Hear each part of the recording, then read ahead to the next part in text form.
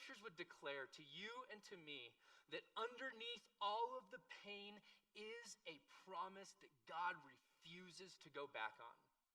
And if you're caught in the middle of the pain, in between the promise and the provision, that's where you're at this morning. Maybe with a marriage, maybe with your kids, maybe in a job situation, regardless, if you're caught in the middle, I just want to say what Jacob's life declares is that God is always good on his promise. And friends, the promise God has for you is greater than any opposition that stands in front of you. Abraham was a child of promise. Isaac was a child of promise. Jacob is a child of promise. And you are a child of promise. This is the way it says it in the book of Galatians. It says, but the scripture imprisoned everything under sin.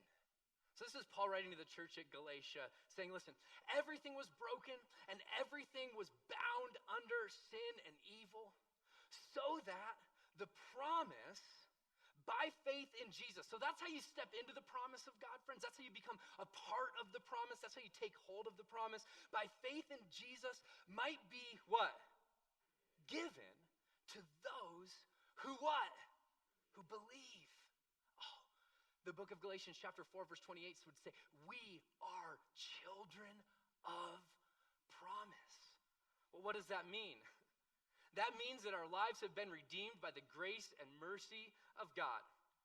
That means that if God is for us, nothing can stand against us. That means that nothing, not height nor depth nor angels or principalities or anything else in all of creation could ever separate us from the love of God. That's a promise. It means that he who is in us is greater than he who is in the world. It means that redemption is purchased, the grave is conquered, sin is destroyed, and victory is yours. That's what it means. Welcome to the family. You're a part of this beautiful promise from the King of Kings and the Lord of Lords. Wow. I don't know about you, but I have such an easier time seeing the opposition in front of me than I do the promise given to me. If I'm Jacob, I have so much of an easier time seeing I'm the second born. I don't hunt. I don't fish. I don't, whatever. I don't do this, and my dad doesn't love me.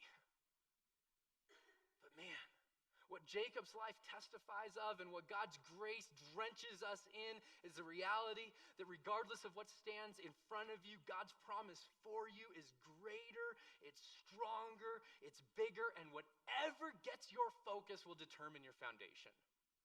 And so that's what I just want to point our gaze to that this morning.